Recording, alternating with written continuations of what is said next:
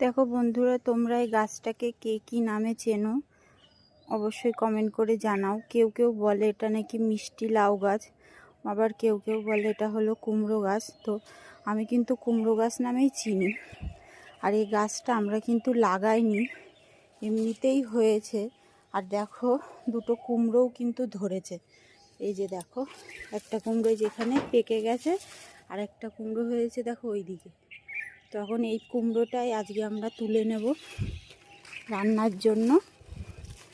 দেখো কি সুন্দর পেকেছে, এই যে গাছটাই হয়ে আছে সুন্দরভাবে। এটা এখন ছিঁড়ে নেব।